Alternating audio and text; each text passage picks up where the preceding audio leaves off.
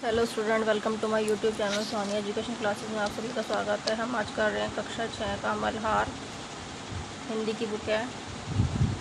इसका लेसन है three lesson है। तीसरे नंबर पर पोएम दी हुई है, पहली बूंद है। इसके हम इस वीडियो में क्वेश्चन आंसर करेंगे। पेज नंबर है 27, मेरी समझ से। ठीक है, क्वेश्चन है का क्वेश्चन, नीचे दिए गए प्रश्नों का सटीक उत्तर कौन सा है, उसके सामने तारा बनाइए। पहला प्रश्न है, कविता में नवजीवन की ले अंगड़ाई किसके लिए प्रयुक्त हुआ है। इसमें बोला है क्वेश्चन में कि जो कविता आई हमने जो पढ़ी थी पीछे, जब इससे पहले वीडियो बनाया था उसमें मैंने सब एक्सप्लेन किया था, ये वीडियो पूरा इसका लेसन का पूरी हिंदी अच्छे समझाई थी आपको। तो इससे पूछा गया कि कविता में नवजीवन के लिए अंगड़ाई किसके लिए प्रयुक्त किया गया। बादल, बूंद, अंकुर, पावस। तो अंकुर के लिए किया गया है, क्योंकि जब बारिश होती है, पहली बूंद जब गिरती है पृथ्वी पर, धरती पर, तो उसमें क्या होता है, अंकुरित होके जो बीज होते हैं वो अंकुरित हो जाते हैं। तो इसलिए अंकुर आएगा इसका आंसर। इसके आगे स्टार बनाना है। नीले नयनों सा ये अंबर, काली पुतली से ये जलधर में काली पुतली है। अब आकाश जो नीले रंग का होता है उसमें बादलों को कवि ने क्या बोला है, काली पुतली बोला है। तो इसमें बारिश की बूंदें, वृद्ध धरती, नगाड़ा, बादल। तो बादल को इन्होंने क्या बोला कवि ने, काली पुतली है। तो इसमें बादल पे स्टार आ जाएगा। तो इसका आंसर बादल है, इसका अंकुर है।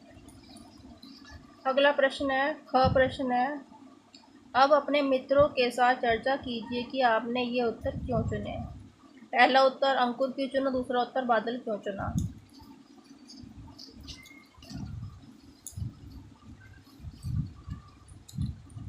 नवजीवन की ले अंगड़ाई का प्रयोग धरती से फूट रहे अंकुर का चयन सही के लिए हुआ है। धरती पर जगह जगह खेतों में, बाग बगीचों में और उद्यानों में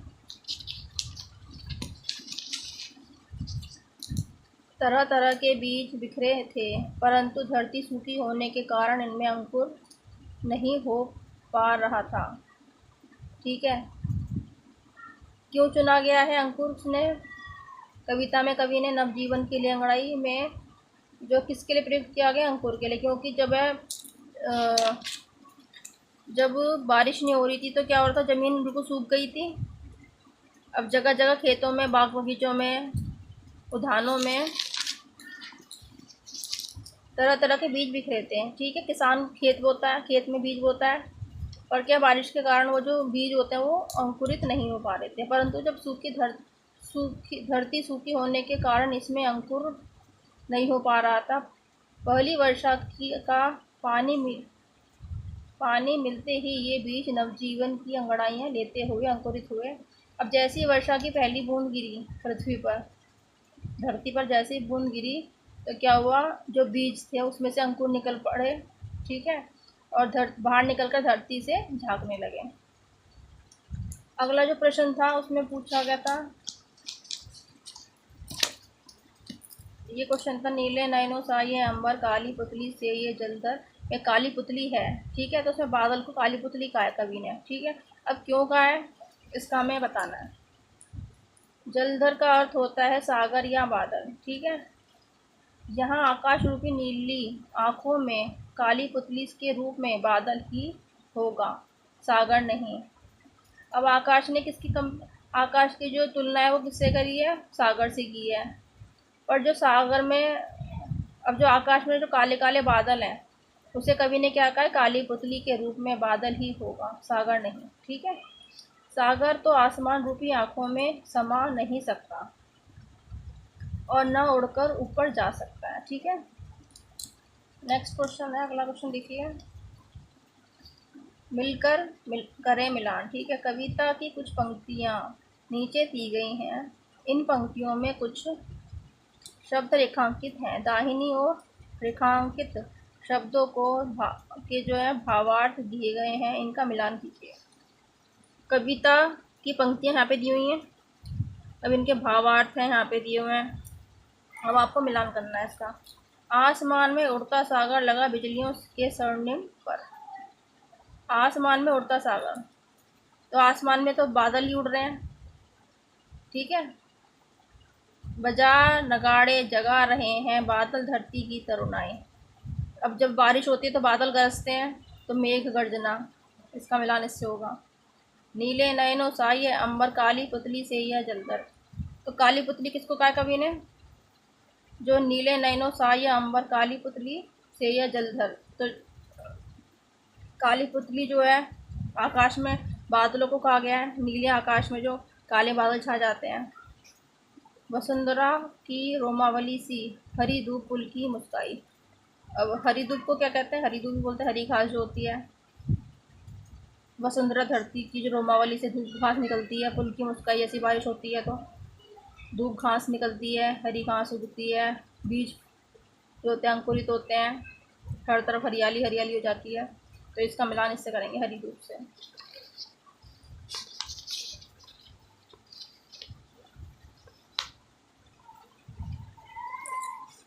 अब है पेज नंबर है 28 पेज नंबर है।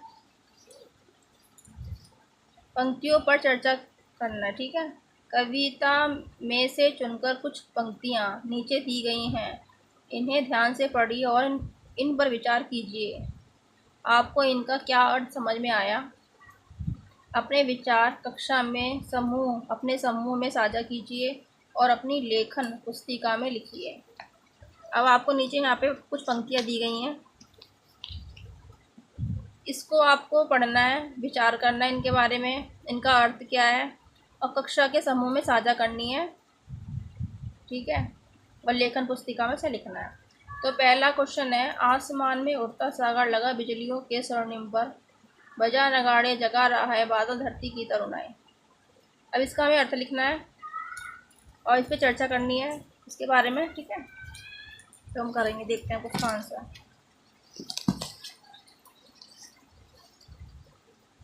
आसमान में छाए इधर उधर उड़ रहे बादलों को देखकर कवि कहता है कि उड़ते बादलों को देखकर ऐसा लगता है कि सागर ही बिजलियों के चमकीले सुनहरे पंखों पर सवार होकर आसमान में उड़ते फिर रहे हैं। क्या कह रहा है कवि? आसमान में जो छाए हुए बादल हैं, इधर उधर उड़ रहे हैं, उन्हें देखकर कवि कहता है कि जो बादल हैं उन्हें देखकर ऐसा लगता है कि जैसे सागर ही में बिजलियां चमकीले और सुनहरे पंखों पर सवार होकर आसमान में उड़ते फिर रहे हैं बादल, ठीक है।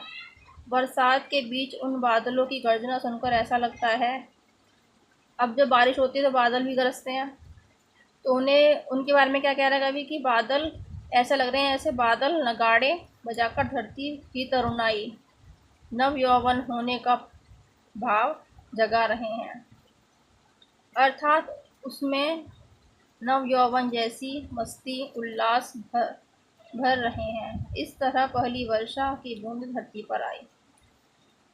अगला क्वेश्चन है,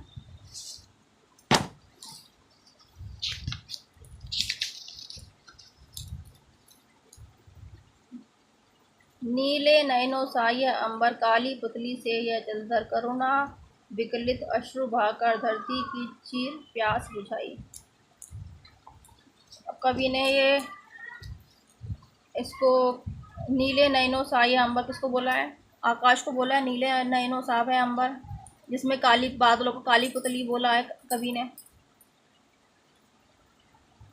और करुणा विगलित अश्रु बहाकर आंसू बहा रहा है, धरती की चीर प्यास बुझाई, जो धरती प्यासी थी उसकी प्यास बुझाई वर्षा करके। तो इसका उत्तर है, नीले आसमान में काले काले बादलों को देखकर कवि कहता है कि यह आसमान नीली आंखों के समान है, जिसमें ये बादल काली पुतली जैसे लग रहे हैं। क्या कह रहा है कवि कि जो नीले आसमान में जो काले काले बादल हैं, उन्हें देख के कवि कहता है कि जो आसमान में ये जो आसमान है नीली आंखों के समान है, ठीक है। किसके समान है? नीली आंखों के समान है। कौन? आसमान। और जिसमें ये बादल जो काली पुतली के जैसे लग रहे हैं। इन बरसते बादलों को देखकर लगता है कि नीले आसमान की बादल रूपी पुतली से करुणा पिघलकर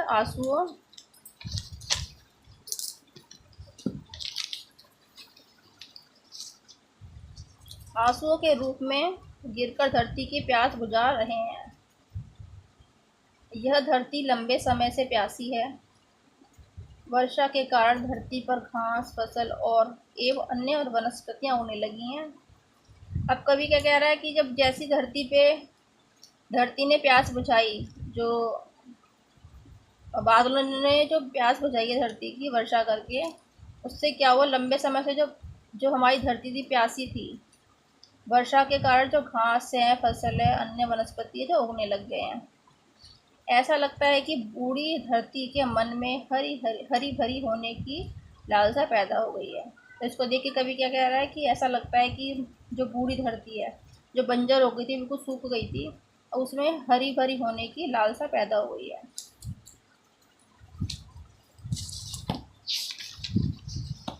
हमारे दोनों क्वेश्चन हो गए। अब अगले नेक्स्ट क्वेश्चन पे आएंगे हम। सोच विचार के लिखिए के लिए सोच विचार के लिए अगला क्वेश्चन है, कविता को एक बार फिर से पढ़िए और निम्नलिखित के बारे में पता लगाकर अपनी लेखन पुस्तिका में लिखिए।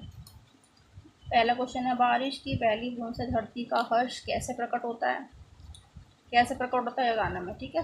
इसके उत्तर में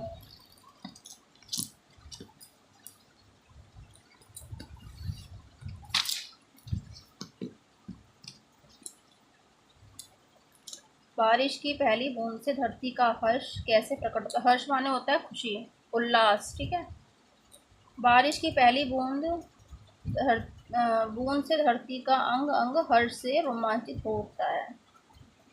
वर्षा से धरती पर पड़े बीजों में अंकुर फूट पड़ा।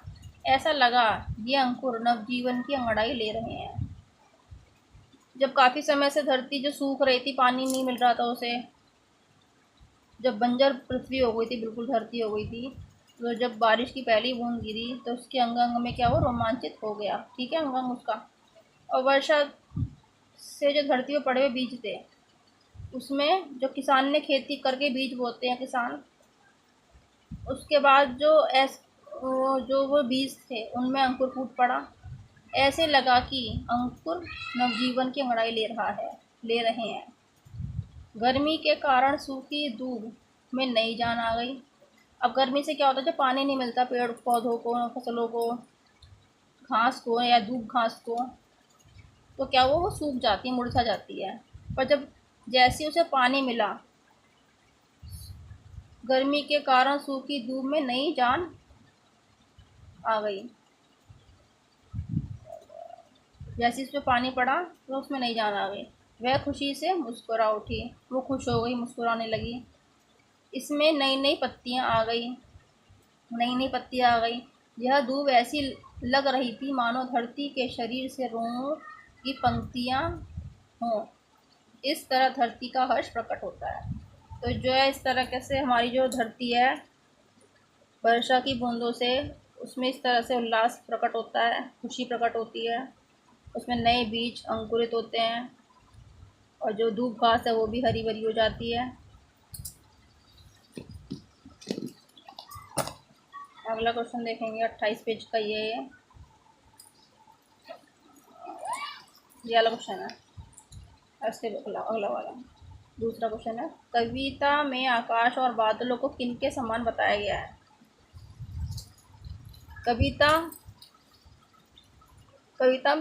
कविता में आकाश को नीली आंखों के समान और बादलों को आसमान रूपी आंखों की काली पुतली के समान बताया गया है। कविता में जो कवि है वो जो आसमान को क्या कहता है, नीली आंखों के समान, और बादलों को काली पुतली के समान बताया गया है, ठीक है। अगला क्वेश्चन देखेंगे, ये है पेज नंबर 29 पे। दिए गए शब्द जाल में प्रश्नों के उत्तर खोजें। अब ये दिया हुआ है आपको, बॉक्स बना हुआ है, इसमें काफ़ी सारे अक्षर दिए हुए हैं। इनसे आपको शब्द बनाना है। जैसे न, य, न, यानी एक शब्द बन जाएगा। दूब,